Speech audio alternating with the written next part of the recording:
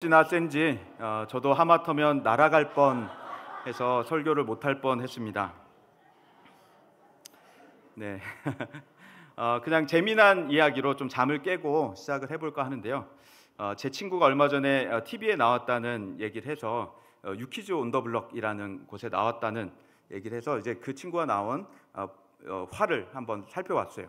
근데 이제 요리사에 대한 얘기였고 재미난 이야기가 이제 뉴욕에서 1등 하는 레스토랑이고 미국에서는 이제 전 세계에서는 6위 하는 레스토랑 이야기예요. 그 요리사는 제 친구는 아닙니다.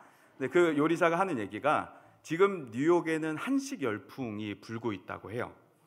그래서 뉴욕에서 지내고 있는 사람들이 한식을 먹고 나서 그렇게 자랑을 한다고 합니다. 그래서 상추에다가 뭐 고기를 어떻게 얹고 또 거기다 마늘을 얹고 쌈장을 얹고 이런 것들을 사람들이 이제 배워가고 있는 거죠. 우리가 과거에 양식을 먹을 때면 뭐 포크 나이프를 바깥에서부터 써야 되냐, 뭐 스프를 어떻게 떠야 되냐, 뭐 웨이터를 부를 때는 여기요 이렇게 하면 안 된다, 뭐 온갖 얘기들 우리가 가르침을 받았잖아요. 샐러드 포크는 이거고 고기 포크는 이거고. 근데 그런 것처럼 지금 외국인들이 한식에 대한 공부를 하고 있다는 겁니다. 우리는 이제 발에 치이도록 먹는 한식이죠. 우리 오늘 점심에도 너무 맛있는 한식을 먹었고, 우리는 된장찌개도 먹는데 그 사람들은 된장찌개, 청국장 이런 것들이 굉장히 생소하고 고급스러운 음식인 거예요. 뭐 두릅, 봄나물 이런 것들도 그 사람들에게는 굉장히 낯설면서 재미난 음식, 고급 레스토랑에 가서 먹을 수 있는 음식이라는 겁니다. 그래서 자랑스러워하시고 우리가 한국인이라는 것을 자랑스러워하시기 바랍니다. 미국의 록펠러 센터에다가 레스토랑을 쭉 이제 입점을 시켜야 할 때 뭐 양식, 일식, 양식 등등 여러 가지를 고민을 하다가 아시안 푸드 뭘 넣을까 생각을 했대요. 과거 같으면 일식, 중식 등이 거론이 됐을 텐데 록펠러 센터에서는 한식을 넣자는 얘기가 나와서 단번에 한식이 들어갔다고 합니다. 그래서 오픈을 하고 예약 오픈을 하고 한 달 만에 30분 안에 전체 예약이 마감된다고요. 그만큼 한식에 대한 관심이 굉장히 뜨거운 요즘입니다. 그래서 한국 문화, 한식을 먹고 있는 것을 우리가 이제 외국인들에게 알려줄 때가 됐습니다. 젓가락질 그렇게 하는 거 아니야. 상추에다가는 깻잎을 하나 더 넣어야 맛있어. 라고 이런 것들을 이제 우리가 알려줄 때가 되었습니다. 그래서 한국인인 것, 또 한국의 문화를 갖고 있는 것을 자랑스러워하시고 이제 더 이상은 부끄러워하지 않기를 바라겠습니다. 제가 이전에 결혼하고 나서 이제 신혼여행을 가야 되는데 공항에 갈 때였어요. 그런데 아는 한 선배가 저에게 이제 어떻게 공항에 가냐라고 결혼 전부터 물어왔습니다. 그래서 저는 그냥 당연하게 공항 버스 타고 갈 거다라고 했더니 그 선배가 하는 얘기가 자기가 티켓을 하나 줄 테니까 그 차를 타고 가라는 거예요. 그 차가 뭐였냐면 험머라고 하는 자동차의 리무진 차였습니다. 그래서 아시는 분은 아실 텐데 차가 굉장히 가로로도 덩치가 크고 세로로도 길이가 굉장히 길어요. 그래서 그 차가 저희 집 앞으로 오게 되고 저희를 태워서 공항까지 데려다주는 거였습니다. 그래서 중간에 톨비는 어떻게 하냐 뭐 등등을 물어봤습니다. 기름값은 어떻게 하냐 그랬더니 제가 일절 내지 않아도 된다고 하더라고요. 저는 이제 너무 기분이 좋았습니다. 그런데 반면 제 아내는 벌써부터 부끄러워하기 시작하는 거예요. 그 큰 차가 우리 집 앞에 온다는 것도 너무 부끄럽고 자기가 나가서 그 차를 타러 가야 하는 그 길도 너무 부끄러운 거예요. 그래서 부끄러울 게 뭐가 있냐, 그냥 우리는 거기 가서 문 열고 타면 되는데 라고 말하고서 설득하고 이제 그 차를 타고 이제 공항까지 갔습니다. 그때 이제 기사님이 저에게 해줬던 말은 이틀 전에 여기서 소녀시대가 뮤직비디오 촬영을 했습니다 였어요. 그래서 소녀시대 잘 모르시는 분들도 계실 텐데 그 당시에 굉장히 인기 많았던 여자 아이돌 가수들이었습니다. 그래서 저는 이제 내심 이틀 정도면 아직까지 호흡이 남아있겠지라는 생각을 하면서 그 차 안에서 이제 막 신나게 이제 공항으로 가곤 했었습니다. 차에 내려서도 저는 이제 너무 재밌는 거예요. 이 차도 덩치도 크고 뭐 길이도 길고 처음 타보니까 내부에도 뭐 노래방도 있고 음료수도 있고 막 반짝반짝하게 꾸며져 있었습니다. 그래서 내려서 이제 아내한테 차 앞에 서라고 해서 기념사진도 찍고 했는데 아내는 너무 계속 부끄러워하는 거예요. 빨리 가자고 빨리 가자고. 저는 이제 모든 것이 다 재미가 있었습니다. 그 한 차를 두고도 아내와 제가 느끼는 감정은 상당히 달랐겠죠. 여러분이라면 어떠셨겠습니까? 그런 차를 타야 한다라고 한다면 오늘은 종려 주일인데요. 예수님께서 고난 당하시기 위하여 그리고 부활하시기 위하여서 예루살렘에 들어가시는 길, 사람들이 종려나무를 들고 가지고 나와서 예수님을 맞이했던 그 날을 기념하는 주일입니다. 이 날은 예수님께서 아주 유명한 탈 것을 타시고 예루살렘에 들어가신 날이었죠. 그 예수님께서 탈 것을 두고도 많은 사람들이 이런저런 이야기들을 하게 됩니다. 마치 저와 아내가 그 차 한 대를 두고서 서로 느낀 감정이 달랐듯이 말입니다. 예수님께서 예루살렘에 들어가려고 하실 때 그냥 들어가시지 않았고 나귀를 풀어서 끌어오라라고 하셨죠. 왕으로서 행차하시는 것이기 때문에 나귀가 필요했던 겁니다. 이것은 이제 구약 성경을 응하게 하려고 하는, 구약 성경이 성취됐다, 내가 성취하는 사람이다라고 하는 것을 알려주려는 뜻이다라고 5절에서는 덧붙이고 있죠. 아주 그 유명한 구약 성경 구절 스가랴서 말씀, 예수님께서 응하기 위해서 오셨던 겁니다. 9장 9절인데요. 우리 같이 한번 읽어보겠습니다. 시작. 시온에 따라 크게 기뻐할지어다. 예루살렘에 따라 즐거이 부를지어다. 보라, 내 왕이 내게 임하시나니 그는 공의로우시며 구원을 베푸시며 겸손하여서 나귀를 타시나니 나귀의 작은 것 곧 나귀 새끼니라. 아멘.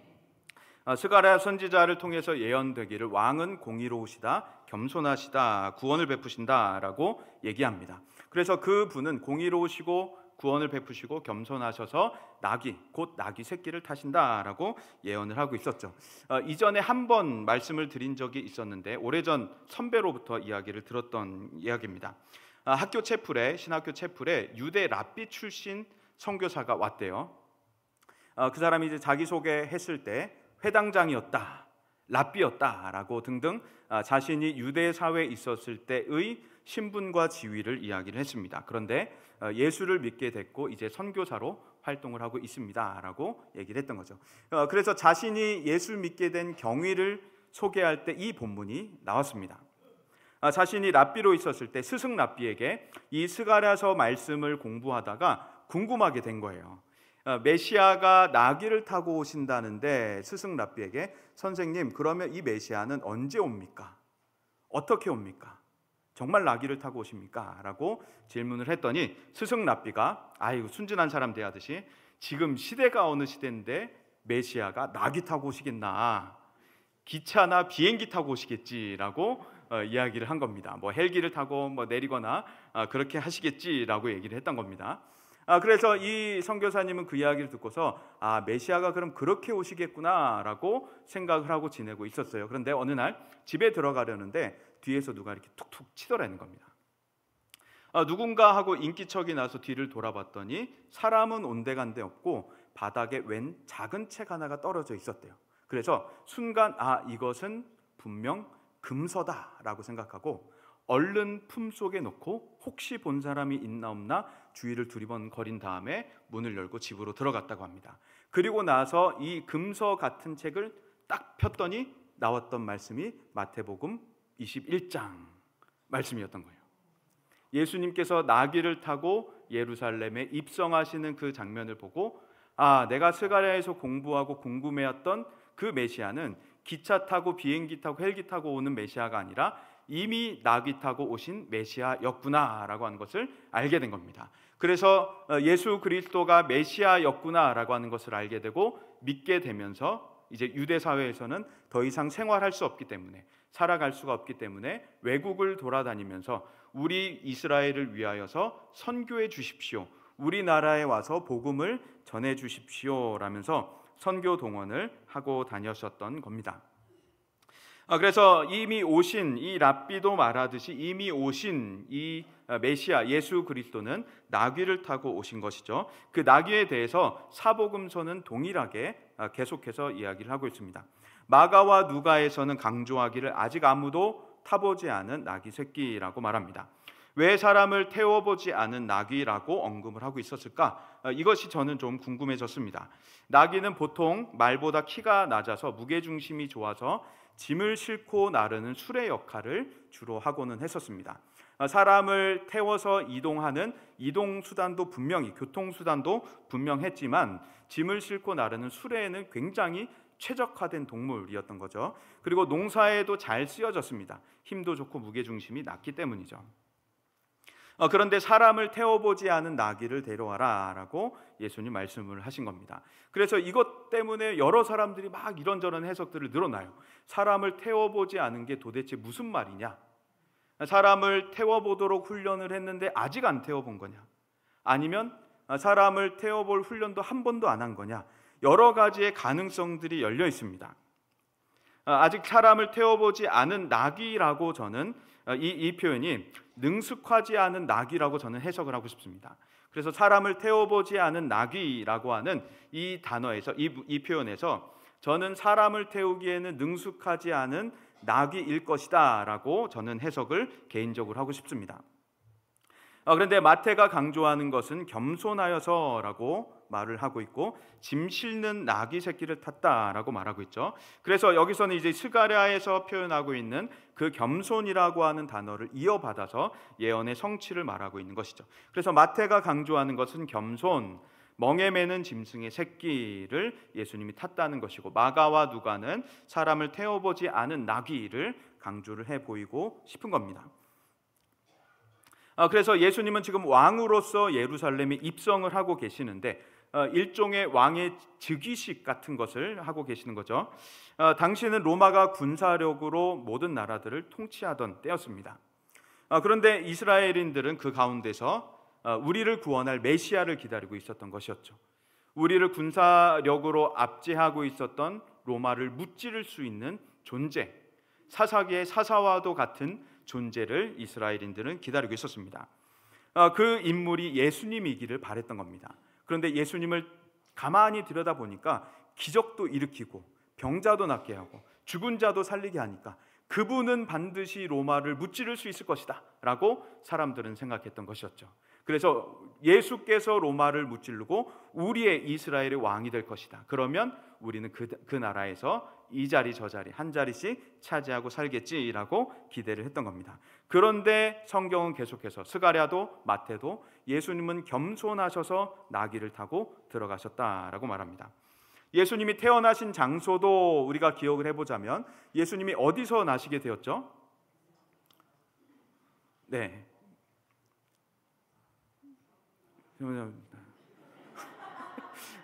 그렇게 말씀하시면 제가 알아들을 수가 없습니다.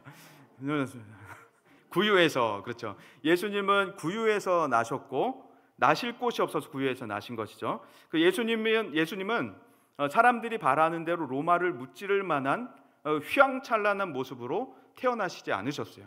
살아가시는 모습도 보면 예수님의 고향을 갈릴리 나사렛이라고 얘기를 하죠.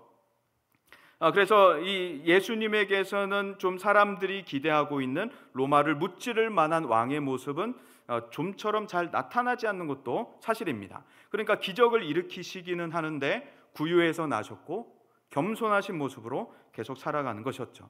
그래서 예수님께서 나귀에 타신 왕으로서 즉위하고 계실 때 앞뒤로 사람들이 주변에서 따르기 시작합니다. 사람들이 환호하죠. 연호합니다. 호산나 호산나라고 주님을 외치게 되죠. 겉옷을 깔고 나뭇가지도 깔면서 연호합니다. 요한복음에서는 종려나무 가지다라고 이야기를 해주고 있죠. 겉옷을 깐다는 것은 왕에 대한 예우를 보여주는 겁니다. 존경, 공경심을 보여주는 것이죠. 이들은 왕의 퍼레이드에 지금 함께하고 있는 사람들이었죠. 진풍경이 펼쳐집니다. 성이 크게 소동하게 되었고 사람들이 이게 무슨 일이냐라고 이야기를 하게 됐죠. 한 나라의 대통령의 취임식 퍼레이드만 보더라도 굉장히 멋집니다. 길게 늘어선 차량들, 좌우에 가득한 시민들이 환호하고 축하를 해주죠. 놀이동산의 화려한 퍼레이드만 보더라도 굉장히 신이 나고 우렁찬 것들을 보게 됩니다. 그런데 제가 한 충격적인 퍼레이드를 본 적이 있었어요.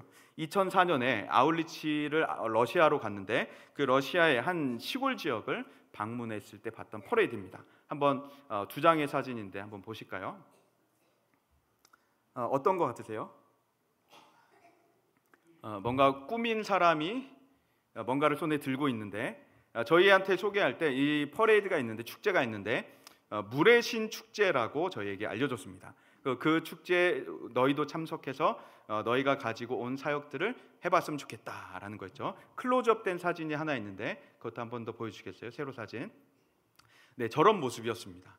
그래서 저는 이제 그래도 지역신 축제고 퍼레이드니까 뭔가 있겠지 하고 봤는데 생각했던 것보다 너무 아무것도 없는 거예요. 놀이동산 퍼레이드만도 못한. 그래서 제가 이제 같이 갔던 팀원들에게 야, 이거 롯데월드나 에버랜드 퍼레이드가 더 낫지 않냐라고 얘기를 했었는데 굉장히 우스꽝스러운 모습의 퍼레이드를 지금 하고 있었습니다. 그래서 예수님께서 하고 계시는 퍼레이드를 보자면 로마를 무찌를 만한 왕의 퍼레이드까지는 아니었다는 것이죠. 저희는 그곳에서 스키 드라마도 하고 썸도 하면서 그 시골 지역에서 사람들에게 복음을 전하곤 했습니다. 근데 너무도 열악한 나머지 오늘같이 바람이 부는 날이었는데 동네 전기가 다 나가버렸어요. 촛불을 켜고 며칠을 지냈었습니다. 그런데 이런 퍼레이드가 지금 진행이 되고 있다라고 생각을 해보세요. 이런 퍼레이드가 지금 진행이 되고 있고 내가 거기에 합류해야 된다. 예수님 곁은 어땠을까? 예수님은 왕이시라고 하는데 갈릴리 나사렛 출신의 예수님이었죠. 요한복음 1장에서 나다나엘은 갈릴리 나사렛에서 선한 것이 나겠냐라고 말합니다. 그곳에서 선지자가 나겠냐? 갈릴리 나사렛에서 메시아가 나겠냐? 그곳에서 위인이 나겠냐라는 말이죠. 예수님은 구유에서 나셨고 그의 부모는 무명의 사람입니다. 예수님은 목수의 아들로 태어나서 목수로 자라신 분이셨어요. 사람들로부터 큰 평가를 받지 못했습니다. 그런 분이 왕이 되겠다며 지금 나귀를 타고 예루살렘에 들어가고 계십니다. 그동안 보여주셨던 기적도 있고 가르치는 것들도 탁월했지만 정말 예수님을 따를만 했을까? 정말 예수님이 그때 행차하고 계신다면 나도 정말 그 곁에 서 있을 수 있을까라는 생각이 드는 것이죠. 여러분에게 예수님은 어떤 분이십니까? 그래서 여러분에게 그 복음은 어떤 복음인가요? 여러분은 예수님을 정말 자랑스러워하면서 그 퍼레이드 행차에 같이 서실 수 있으신가요? 아니면 여러분은 복음을 혹은 우리 성남제일교회를 여러분은 자랑하실 수가 있으신가요? 사람들을 만나서 이야기를 나누면서 어느 교회 다니세요? 라고 물어보면 쭈뼛쭈뼛 하는 사람들이 있어요. 대체적으로 작은 교회 다니는 분들이 쭈뼛쭈뼛 합니다. 저는 그냥 어느 교회를 다니는지, 어느 동네에 있는지, 목사님은 어떤 분이신지 이런 것들이 궁금해서 여쭤보는데 사람들마다의 반응이 달라요. 제법 큰 교회, 알려진 교회 다니는 사람은 자신이 어느 교회 다니는지를 굉장히 자랑스럽게 말합니다. 그런데 그렇지 않은 사람들은 잘 알려주지를 않아요. 그래서 작은 교회 다녀요, 어디 있어요 정도로만 말을 하고 끝마치는 경우들을 보곤 합니다. 그래서 저는 다시 제 의도를 정확하게 설명을 하면서 이야기를 나누게 되죠. 그러면서 어느 교회 다니시는지, 신앙생활은 어떻게 되는지를 교제를 나누게 됩니다. 이런 모습들이 혹여나 우리에게는 있지는 않은지, 나는 정말 예수님을 자랑스러워하는지, 나는 정말 복음을 자랑스러워하는지, 나는 정말 우리 성남제일교회를 자랑스러워하고 있는지, 이것들을 우리가 점검해 볼 수 있었으면 좋겠습니다.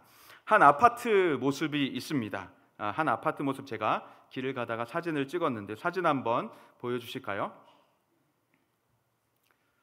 네, 빨간 동그라미 쳐져 있는 모습들을 보면 한 시설이 있는데 여러분 보시기에 세 개의 동그라미 있는 부분은 칠이 벗겨져 있습니다. 그리고 한 개의 동그라미 있는 부분은 시설이 녹슬어 있죠. 이런 곳에 사는 사람들을 보면서 참 안타깝다라는 생각을 해볼 수도 있겠습니다. 왜냐하면 녹슬어 있고 칠이 벗겨져 있기 때문이죠. 또 있습니다. 다음 사진 한번 또 보여주시겠어요? 보면은 막 시커매요. 아파트가 시커멓고 무슨 공포 영화에 나올 법한 장소, 괴물이 살 것 같고 저기 가면 왠지 범죄자들이 있을 것 같은 그런 인상을 심겨줍니다. 이런 아파트에 살고 있는 사람들은 어떤 기분일까? 출입할 때 자랑스러울까? 살면서 만족스러울까? 이런 고민들을 좀 해보게 됐습니다. 제가 찍어온 이 두 아파트는 어느 아파트일까요? 첫 번째 사진은 압구정 현대아파트. 두 번째 사진은 잠실주공 5단지 아파트입니다. 현대 아파트는 대략 63평이 92억. 아까 그 녹슬어 있고 페인트 칠 벗겨져 있는 63평이 92억. 잠실주공, 괴물이 살 것 같다고 제가 표현했던, 혹시 평당 가격이 있고 22평이 대략 34억 7,700만 원입니다. 혹시 그곳에 살고 계신 분이 계시거나 친구나 친척이 계시면 용서하시고 들어주시기 바랍니다. 최근에 토지거래 허가 구역 확대 지정 이후에 서울 집값이 뛰고 있는데, 최근 집값이 지금 이렇게 책정이 되고 있습니다. 외관으로 봤을 때는 너무 허름한데 집값이 어마무시하죠. 평생 돈을 벌어도 살 수 없는 가격이 아파트 값입니다. 그 앞을 지나면서 사진을 찍고 잠깐 고민을 했어요. 이곳에 사는 사람들은 무엇으로 만족할까? 물론 부동산 이야기로 만족을 하겠죠. 그런데 조금 다르게 말하면 허름한 외관에 그만한 가치가 있다라는 것이죠. 주차장도 굉장히 좁을 것이고 지하 주차장도 없는 상태일 것이고 실내나 실외가 상당히 오래된 아파트인 것이죠. 그런데 그 사람들은 허름한, 그리고 시설도 불편한 그곳에 살면서 만족하면서 살고 있다는 것이죠. 그렇다면 우리가 가질 수 있는 가치는 무엇일까? 우리가 성남제일교회로서, 우리가 기독교인으로서 우리가 가질 수 있는 가치는 무엇일까라고 생각해 보게 됐습니다. 그리스도께서 우리에게 주신 가치가 바로 우리의 가치일 것입니다. 구유에서 나시고 나귀를 타시고 나무에 달리신 주님, 그분이 바로 우리의 가치인 것입니다. 그분은 죽으실 뿐 아니라 살아나셨습니다. 그래서 이 주님이 우리를 위해 나시고 우리를 위해 살아가시고 우리를 위해 죽으셨다가 살아나신 이 분이 바로 우리의 주님이신 것이죠. 어릴 적 학교 앞에 부모님이 찾아왔을 때 부끄러워 숨으신 경험이 있으실지도 모르겠습니다. 젊고 멋진 부모님이 아니라서일 수도 있겠고요. 부모님의 행색이 창피해서일 수도 있겠습니다. 혹시 그런 모습이 나귀 타신 주님을 우리가 그렇게 대하고 있지는 않은가요? 우리가 지금 믿고 있는 기독교, 우리의 복음이 그렇게 숨고 싶은 것은 아닐지요. 혹시나 밖에서 누군가 우리를 누구누구 집사님이라고 부르게 된다면 부끄러워서 얼른 숨게 되고 싶은 심리가 있지는 않은지요. 혹시 어느 교회 다니시냐라고 물어보면 성남제일교회 다닙니다라고 자신 있게 말을 못하는 우리들의 심리는 있지는 않은지요. 어느 교회에서 사역합니까? 라고 물어보면 성남제일교회에서 사역합니다라고 자신 있게 말을 못하는 심리들이 있지는 않은지요. 주님은 우리를 부끄럽게 만들려고 나귀를 타신 것일까? 주님은 우리를 부끄럽게 창피하게 만들기 위해 구유에서 나시고 나무 십자가를 지셨던 것일까? 예수님의 가치는 고린도전서에서 이렇게 말합니다. 1장 18절, 23절, 24절인데요.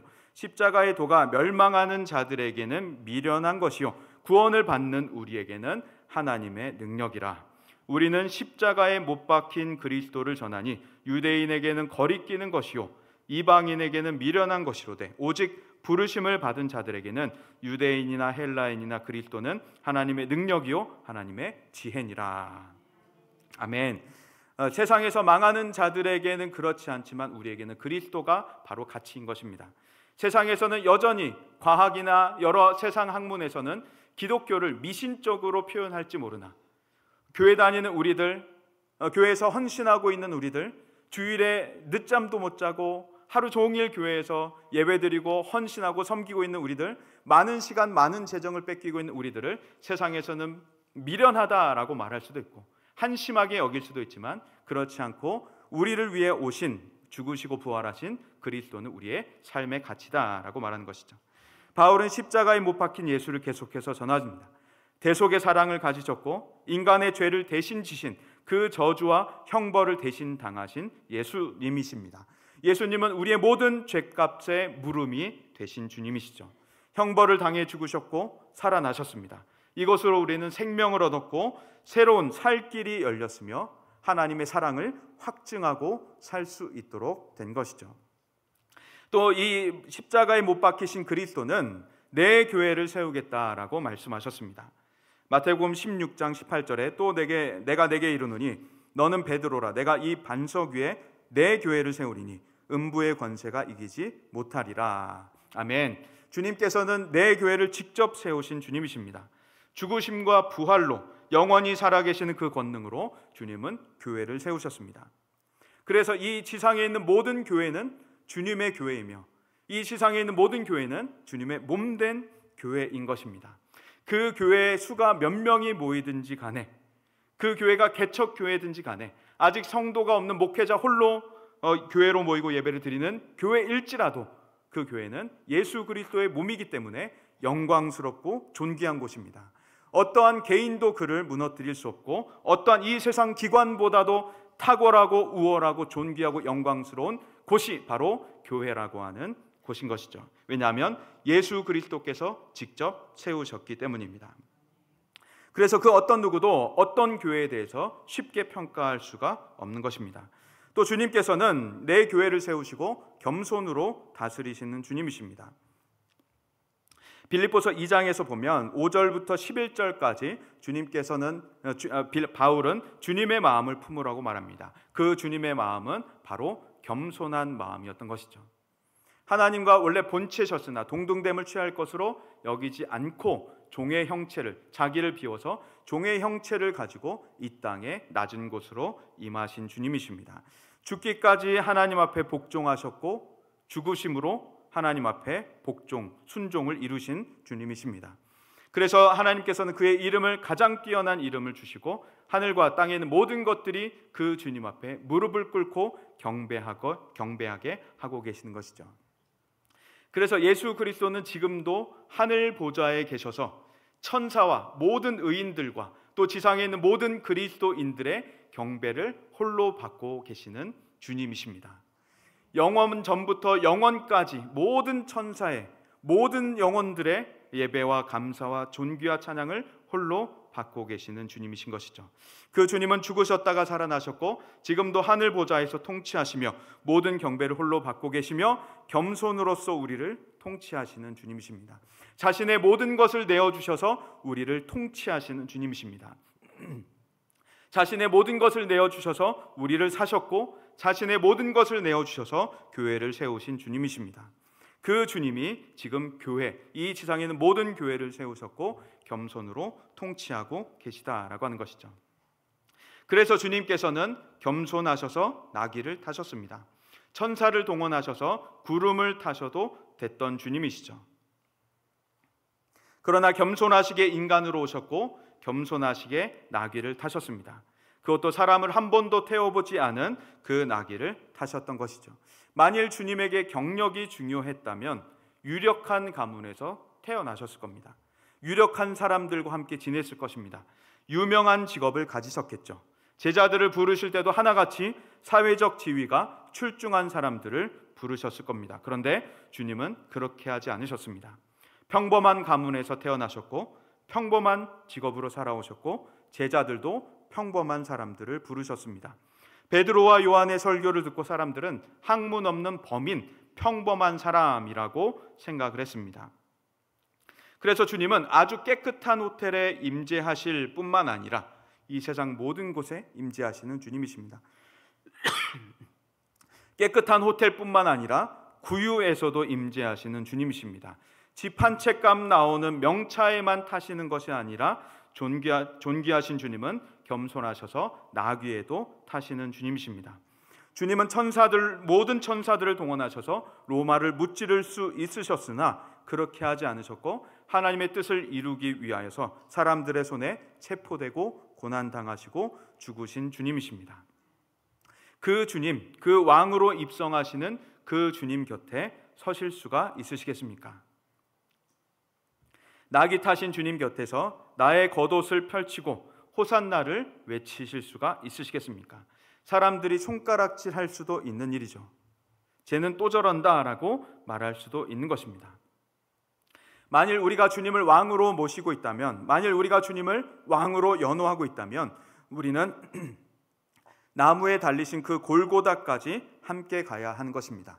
왜냐하면 우리가 원하는 화려하고 강력한 로마를 무찌를 군사적 메시아가 아닌 약하고 고난받는 종으로 나귀 타고 오신 주님이시기 때문입니다. 나무 십자가에 달려 돌아가시며 우리를 죽기까지 사랑하신 그 주님을 우리는 만나보아야 하는 것입니다.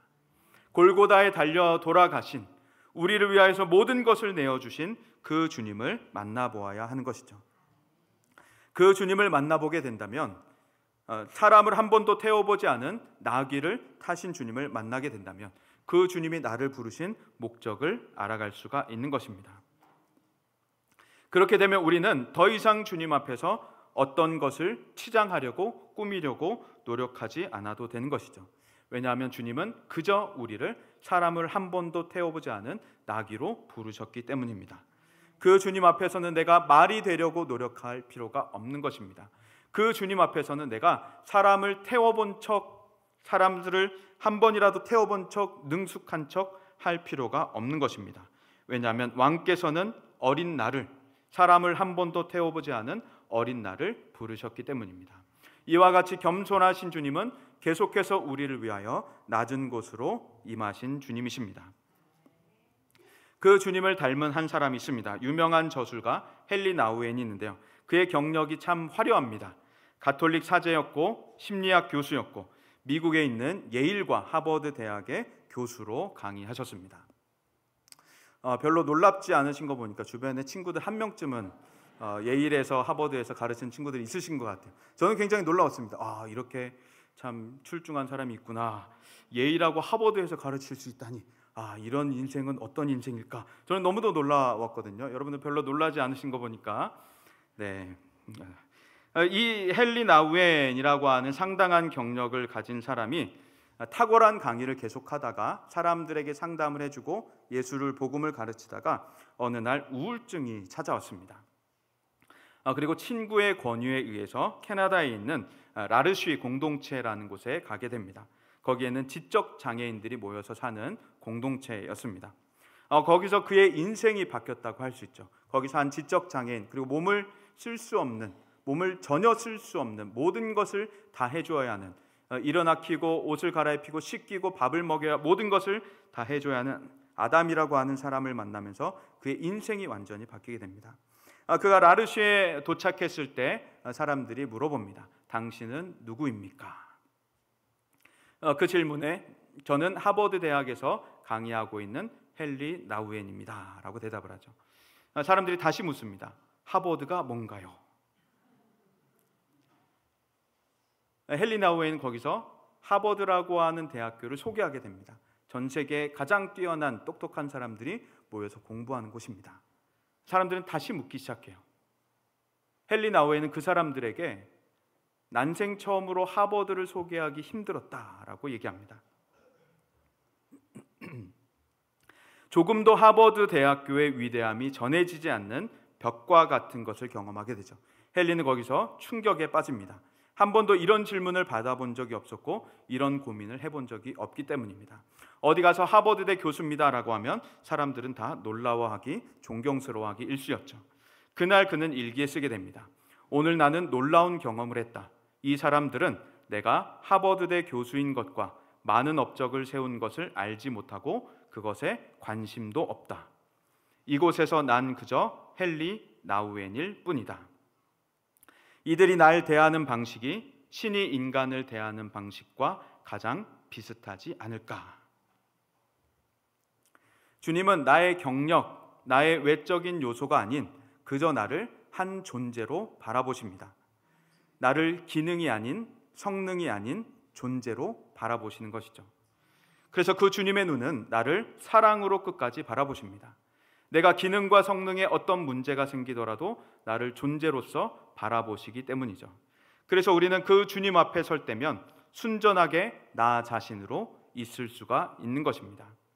헨리 나우엔은 거기서 오랜 영혼의 방황을 끝낼 수 있었고 자신이 그토록 찾는 집을 발견하게 됩니다. 자신의 모든 긴장이, 스트레스가 해소되는 공동체를 거기서 만나게 되죠. 그래서 헨리는 이렇게 말합니다. 서로에게 부서진 흙이 될 때 거기서 생명이 움튼다. 서로에게 부서진 흙이 될 때 거기서 생명이 움튼다. 깨어진 사람들이 모이게 되고 깨어진 사람들이 한 자리에 모여서 거기에 씨앗이 뿌려지게 되고 거기서 식물이 자라고 싹이 나고 꽃이 피게 되는 것이죠. 우리가 그처럼 서로 깨어진 사람들이 공동체로서 서로 부둥켜 안아 공감하고 서로를 있는 그대로 용납하게 될 때 우리 가운데 생명이 움트게 되는 줄 믿습니다. 겨울이 지나고 봄이 오듯 우리 사이에 새로운 생명들이 움트고 싹나며 꽃피게 될 것입니다. 이와 같이 공동체는 예수 그리스도라고 하는 기독교 공동체는 우리는 예수라고 하는 동질 집단으로 형성됩니다. 이 가운데는 컴패션이라고 하는 고통을 함께하다, 동참하다라고 하는 뜻으로 우리가 모이게 되는 것이죠. 그래서 예수의 고통에, 예수의 고난에 동참하고 있는 우리들은, 예수의 남은 고난을 우리 육체에 채우고자 하는 우리는 끊임없이 서로들의, 형제 자매들의 고통에 함께하고 함께 우는 사람들로서 존재하게 되는 것입니다. 이처럼 우리가 서로에게 기능으로 존재하지 않고 관계로 맺어지게 된다면, 우리가 서로를 예수님의 눈으로 바라보고 대해주게 된다면 우리의 공동체는 안식의 집이 될 수 있는 것입니다. 헨리 나우엔이 오랜 방황을 하다가 안식의 집을 찾았듯이 우리 성남제일교회가 그렇게 될 줄 믿습니다. 이 집 안에서는 우리는 나로 존재할 수가 있는 것입니다. 왜냐하면 주님께서 우리를 그렇게 대해 주셨기 때문입니다. 그래서 저는 주님의 낙이인 것이 너무도 좋습니다.